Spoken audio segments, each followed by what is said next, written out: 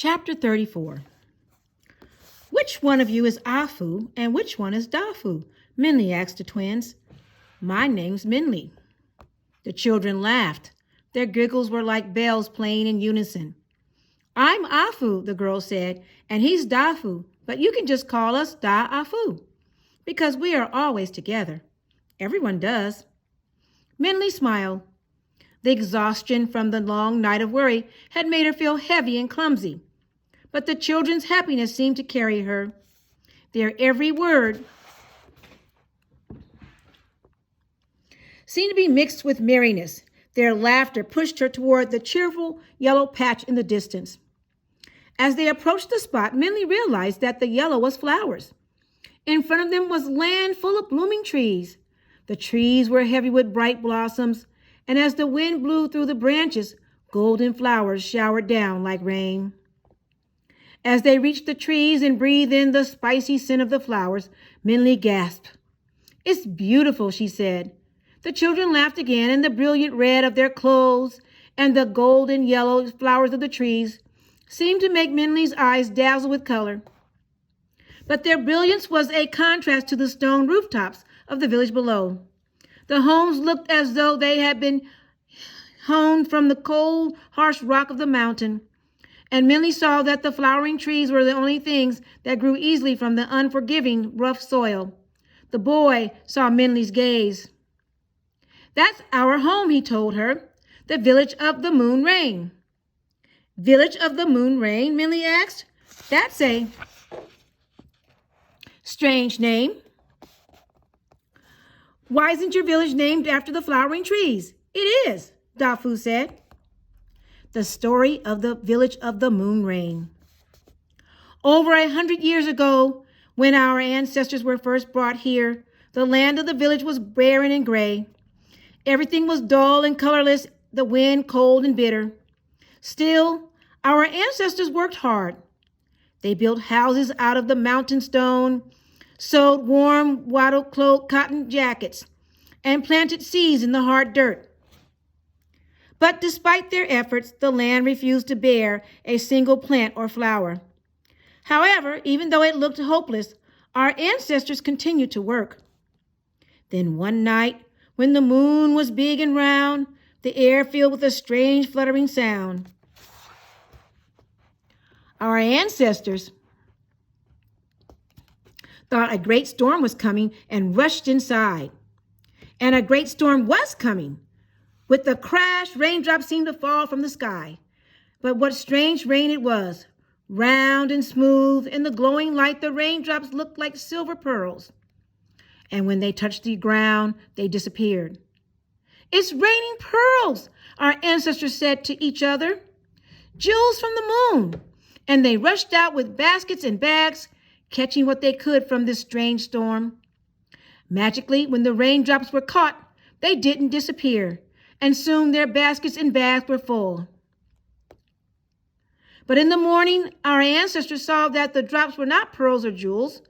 In the sunlight, they saw they were really seeds. But no one knew what kind of seeds there were. Curious, they planted them in the hard earth. And when the moon rose again that night, the strange rain fell again as well. This time, our ancestors were not fooled and just watched the drops disappear.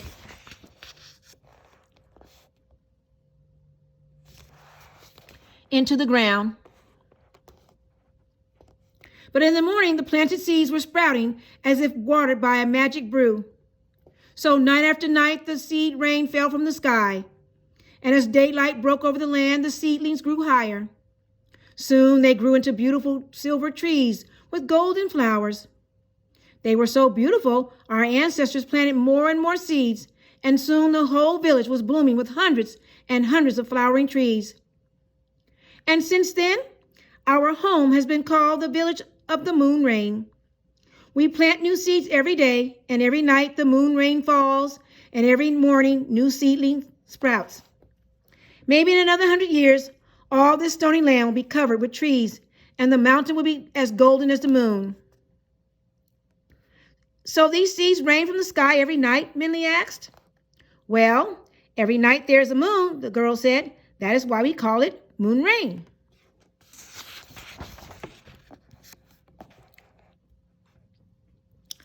And you don't know why? Minley asked. Even though she was tired, she could not help being curious. Both children shook their heads, and before Minley could ask more questions, the boy pointed. Minley followed his hand and saw the crimson gate doors painted with a cheerful greeting. "We're here," he cried. "Come on, we're home." Chapter 35. After the great storm, Ma and Ba worried that vast damage had been done to the village. And when the sun shone in the morning, the village looked as if it were in ruins. Large tree branches had fallen, and a clutter of leaves and roof tiles and dust and dirt littered the ground. Yet when the villagers began to clean, they saw the storm had not harmed them as much as they feared.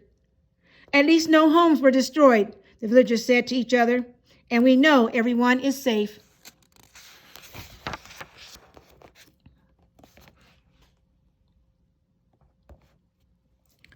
"Well, everyone except for Minley," they added silently. Ma and Ba said nothing when their neighbors paused awkwardly. They helped pick up the broken branches, swept away bits of pottery and tiles from the street, and nailed shutters. At night, they quietly sat together at the table with the goldfish. Though Ma heard nothing, Ba remembered the fish words about the fear in the wind. It filled him with worry, and he waited for the fish to speak again. However, it remained oddly silent. Finally, when Ma was busy helping a neighbor, Ba tried to question the fish. "During the storm, you said there was fear in the wind," Ba said to the fish. "Whose fear was it? Was it Minley's? Was she afraid of something?" The fish stared at Ba with his round eyes and made no sound. "Please tell me," Ba said, his hands around the bowl. The fish swam noiselessly in the water. Ba was puzzled. Had the fish stopped speaking, or was he now unable to understand? Or perhaps the fish had never spoken and it had all been his imagination. Ba placed his ear close to the water. Was that faint bubbling a whisper? He strained closer, his ear beginning to dip into the water. "What are you doing?" Ma asked as she came into the room. Ba jerked his head up, his ear dripping with water. Nothing," he said sheepishly. "Were you cleaning your ear in the fishbowl?" Ma said, slightly appalled. "Not exactly," Ba said awkwardly.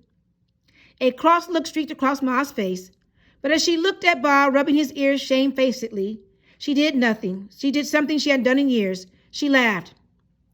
"You look so silly. If Millie were here now," Ma said, "she would laugh at you." "Yes, she would," Ba said, and he too began to laugh. She would laugh until she cried. Their laughter intertwined, but when they looked at each other, they could see the tears forming were not from joy. Chapter 36.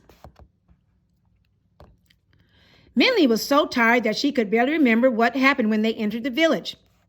She hardly remembered the clamor of people gathering around them and the loud cheers as Dafu told about the destruction of the green tiger. And she vaguely remembered the big, soft hug of an elderly woman who pushed her inside a welcoming house. But she did remember the cozy, lovely feeling of falling into a bed, like holding a warm, steamed bun on an icy day. And when Minley closed her eyes, and slept. When she woke up, 3 round faces peered above her like plump peaches. They were Dafu, Afu, and Ama, their grandmother. Each of the children dressed in their red wattle cotton outfits. The rip in Dafu's pants was now patched. Had little movable stoves with them. With the heaters and all of them crowded in the room, Minley felt as if she were in a warm oven of kindness. She smiled. "Good morning," Ama said. The children giggled. "Good night," Dafu said. "You slept the whole day. Pretty soon it'll be time to go to bed again." "Now, Dafu, don't tease the girl," Ama said. Obviously, she was very tired. "Here, Minley, drink this." Ama poured some tea from a pot and handed Minley a cup. Minley sipped it gratefully. The steaming liquid slipped down her throat smoothly and seemed to fill every part of her with a fresh energy. She took another sip of tea and breathed in the tangy fragrance, which smelled familiar. "This is nice tea," Minley said. "Thank you." "It's not tea," Afu said. "It's the medicine that cures the tiger's poison."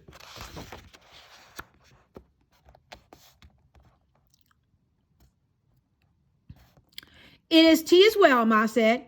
"It is good whether you have been touched by the green tiger or not." Minley stopped drinking. "Is there enough of this for the dragon?" Minley asked, remembering how Agong had asked him to bring more medicine. "Maybe we should take this to him." Dafu laughed again. "Don't worry," they said. "We have a lot of it. It is made from the leaves of the flowering trees." "And Dafu already brought a large pot to your dragon friend," Ama said, her wrinkled face looking kindly at Minley. "Yes," Afu said, "your dragon is doing fine. He and Agong were talking to each other when I brought the pot. And he even said, 'Thank you for saving him from the green tiger's poison.'" Minley sat back, relieved and cheered by their words. "What was the green tiger?" "Dafu said something about a magistrate," she asked. "And how do you know this tea cured the tiger's poison?" "We found that out by accident," Ama said. The story of the green tiger and the tea. When the green tiger discovered us 4 moons ago, we quickly learned he was not an ordinary tiger. It was not his color or his size. It was the anger he had for us. First, he attacked our livestock, the sheep, the pigs, and the chickens. But not to eat, just to kill. He taunted us with his evil, leaving the dying animals in a row outside our door. Whatever animals he did not kill outright died within an hour or so from the vile poison of the tiger's touch. We knew it was just a matter of time before he caught one of us.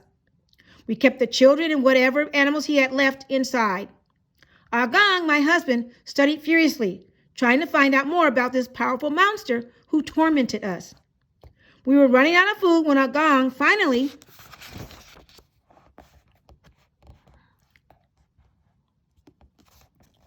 discovered what the green tiger was. When Agong was a young man, he had made a journey to the city south of here and brought an old book of history. That book with our ancestors' ancient texts was how Agong discovered that the green tiger was the spirit of the magistrate our ancestors had tried to give the secret of happiness to, but had angered instead. During his life, the magistrate had filled his spirit with so much rage that when his body left, his spirit could not rest and instead turned into the green tiger. Agong learned that the green tiger searched for all those he felt had wronged him. The tiger would punish us for his imagined offense, and then, when he felt the punishment was complete, destroy us. Afterward, he would find others who had wronged him and punish and destroy them as well. Who knows how many people he hurt before he came to us? Perhaps we were lucky he only found us 4 moons ago. In desperation, the men decided to form a hunting party to try to kill the tiger. But the green tiger was too powerful for us. Our swords and staffs were shattered by him. The hunting party returned, half the men carried by the other half, and almost all injured. The women and children. We tried to nurse the injured, but they kept getting sicker and sicker from the tiger's poison, and I began to despair. Though I had not worked on any of the animals in the past, I thought perhaps hot water could wash away the poison from the wounds. So even though it was dangerous, I left the house to get water from the well. Just as I returned, I saw the tiger. He was standing in front of our gate, doing something peculiar. He seemed to be arranging things. I kept a far distance, behind the trunk of a flowering tree. He soon finished and left, not noticing me. As soon as he left, I carefully rushed to the gate. The tiger had left a strange array of objects. There was a piece of broken vase with a moon on it, a mangled child's jacket, and 2 deep claw marks scratched into the stone. I knew it was a message, but what did it say? The only person who would know would be Agong, but he was sick and dying from the tiger's poison. My eyes filled with tears as I rushed inside.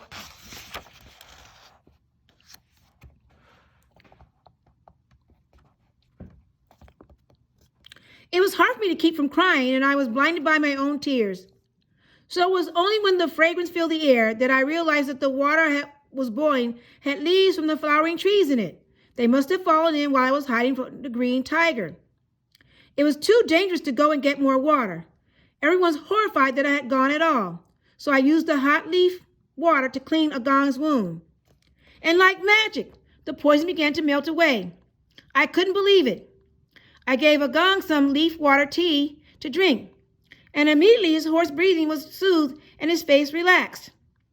Quickly, we used the tea on all the men, and by the time the last injured man was given the tea, Agong was sitting up in his bed with Dafu at his side. I was a fool, he said to us. I should have known we could not fight the green tiger with more anger. We just add to his power that way. His anger is his strength, but it can also be his weakness. His anger can blind him, and that is when he is vulnerable. Maybe I can find who angered the magistrate the most. I can.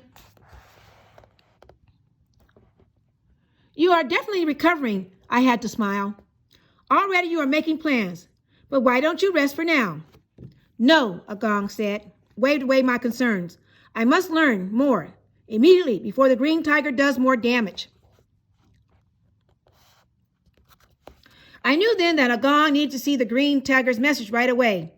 Dafu and I wrapped him in blankets and supported him as he hobbled to the gate. Agong looked grave as he examined the objects. Just as I thought, he knew right away what it was. What is the green tiger saying? Afu asked. It says if we give him 2 children every month, he will leave us in peace, Agong said. This is the start of his punishment for us, the way we are to pay penance for our ancestors. How does it say that? Dafu asked. 2 claws next to a child closed means he wants 2 children. And the vase is a symbol of peace. The moon on it means every month. So he offers us a month of peace for 2 children, Agong said.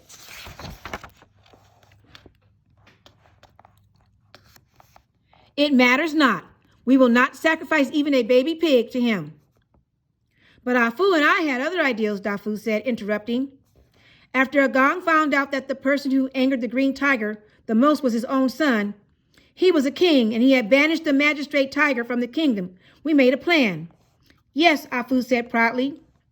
We decided we would trick the green tiger into getting so angry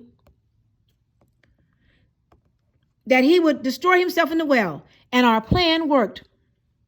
It was also a plan we did not approve of or agree to, Amal said, shaking her head at them, even though she could not help smiling affectionately. But now, young Minley, you have heard our story, but we have not heard yours. We know your name and that you are friends with the dragon, and we guess you are far from home. Why don't you tell us the rest? So Minley told them about Ma and Ba and their struggles in the muddy fields, the goldfish man and the goldfish. She told them about meeting the dragon that could not fly, and the monkeys, and the buffalo boy. She told them about the king of the city of bright moonlight and the borrowed lines. She told them about her whole journey. As she spoke, Dafu and their grandmother laughed and gasped and stared in wonder. Sometimes Amma shook her head. Sometimes Dafu would look at each other in disbelief, but they did not interrupt once. So all this is to get to Never-Ending Mountain? Dafu said finally. We know where that is. You do? Minley exclaimed, sitting up in excitement. Really? Yes, Never-Ending Mountain is nearby, Afu said. About a day's journey. Minley looked at them in shock, and no words could come out of her mouth. A day's journey? After all their days of traveling? Minley couldn't believe they were so close. As soon as your dragon friend is well, Amal said, Da'afu will take you there, and then you can return to your parents. Minley smiled gratefully, but as she looked at their comfortable, round, pink faces, how both Afu and Dafu leaned against their grandmother with devotion, and how she rested her hands on their heads with tenderness, Minli suddenly thought of Ma and Ba. A wave of longing washed through her, and a dryness caught in her throat that the tea could not moisten.